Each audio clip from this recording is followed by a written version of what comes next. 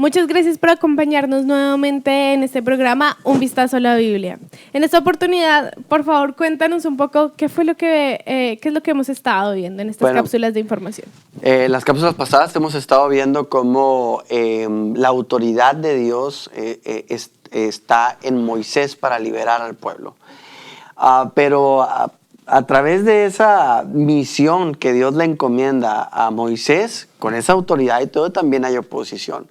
Y ese es uno de los temas que quisiéramos empezar a tratar o empezar a abrir en este episodio, acerca de que el Señor nos da todas las herramientas, nos da la visión y nos da la provisión y nos da la autoridad, pero debemos entender que el enemigo no está contento.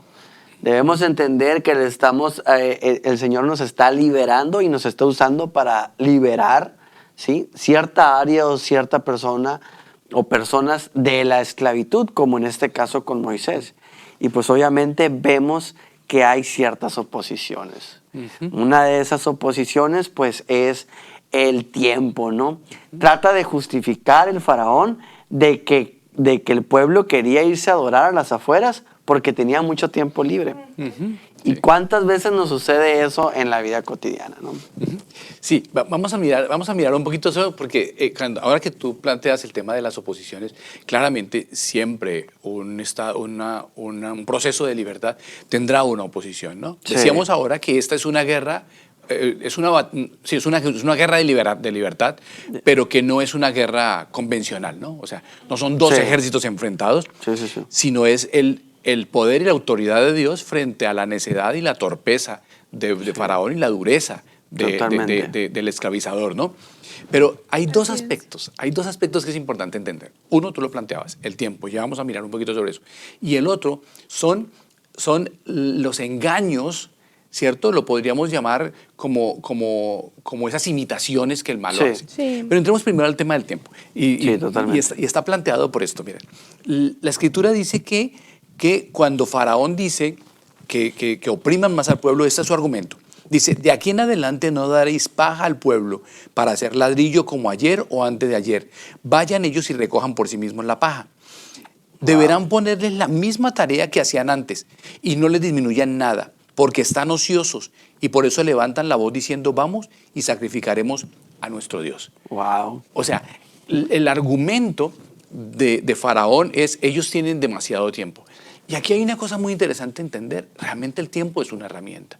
Sí. Y es una herramienta que o me mantiene atado a una condición de esclavitud o me permite vivir la verdadera libertad. ¿Cuántas cosas dejamos de hacer para el reino de Dios o que nos ayudarían a crecer en el espíritu por cosas que no tienen sentido? O por cosas que aparentemente tienen mayor sentido para nosotros, pero no es cierto. Sí. Pero fíjate, identificar que el maligno tiene claro que ocupar nuestro tiempo es una herramienta de esclavitud. Totalmente. Sí. Es esa parte primero de identificar que el tiempo es una herramienta. Y tenemos que ser conscientes que esa herramienta o bien la podemos usar, o bien el enemigo puede coger esa herramienta y usarla para nuestro mal, o bien se la podemos entregar al Señor para nuestro bien. Esa es la primera cosa, pero es una determinación, la verdad, es una determinación de nosotros, de cómo manejamos nuestro tiempo, porque esa herramienta, la verdad, el enemigo la está buscando ansiosamente. Y no darnos por vencidos. O sea, si los pendientes, si las actividades se nos llena el día de ellas, de todas, aún así busquemos un momento para orar. Aún así busquemos, porque ¿qué es lo que pasa? Empezamos a suplir, es que no tengo tiempo para orar, porque tengo que hacer esto y el otro. Y el no darnos por vencidos es lo mismo que hizo Moisés. Es decir, sí. Ser conscientes del manejo de nuestro tiempo es un principio de libertad. Sí.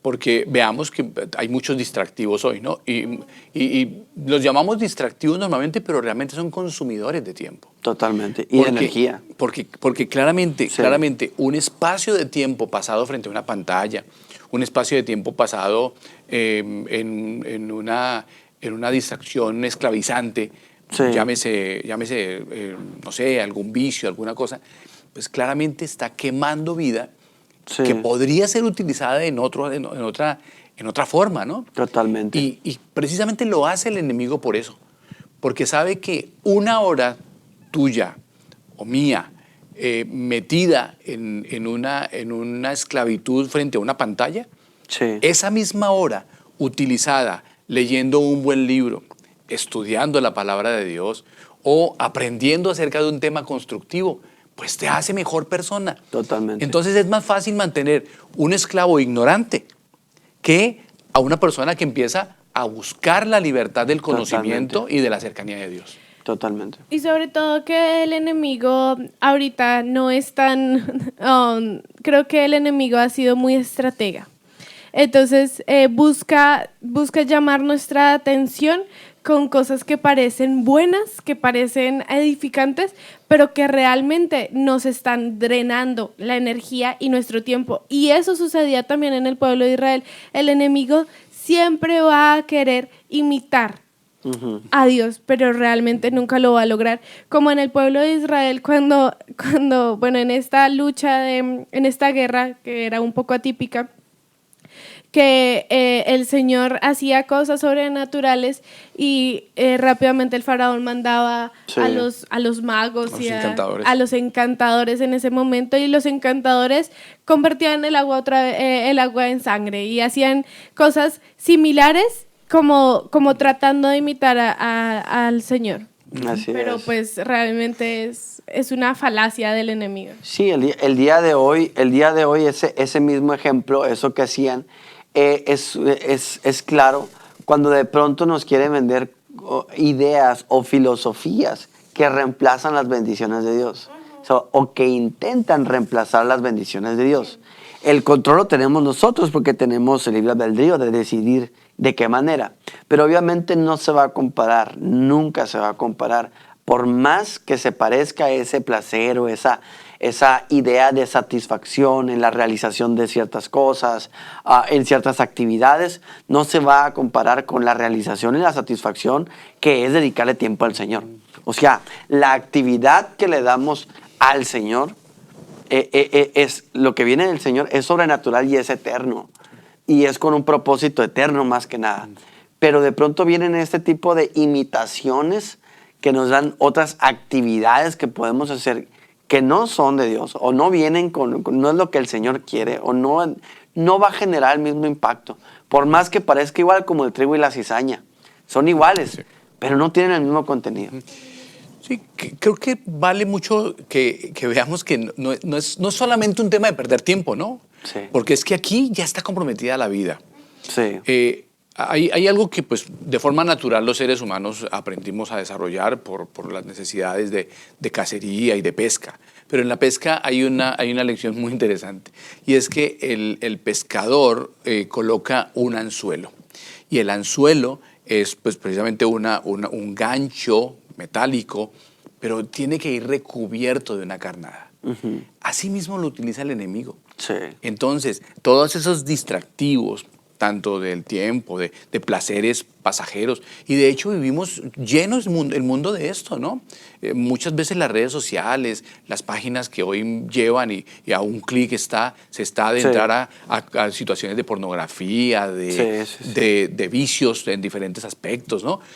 Esos no son más que mortales anzuelos recubiertos de un bocado pues mortal realmente. Totalmente, nos está jugando la vida, Sí, pues sí. No es únicamente perder tiempo, sino es perder la vida. Perder la vida. Wow. Por eso voy a terminar acá con una frase que dice: hemos de cuidar nuestra fe de las burdas imitaciones que el malo fabrica, a fin de matar el verdadero temor y obediencia a Dios. Finalmente su objetivo es separarnos de la presencia del Señor, pero realmente sabemos que nuestra verdadera vida y el verdadero deleite de la vida se encuentra en la presencia del Señor. Muchísimas gracias de nuevo por esta cápsula de información sobre la vida del pueblo de Israel y cómo nos edifica y cómo nos representa a nosotros en la actualidad. Espero que te sigas leyendo Éxodo y que sigas con nosotros en este programa. Dios te bendiga y nos vemos a la próxima. Hasta luego. Hasta la próxima.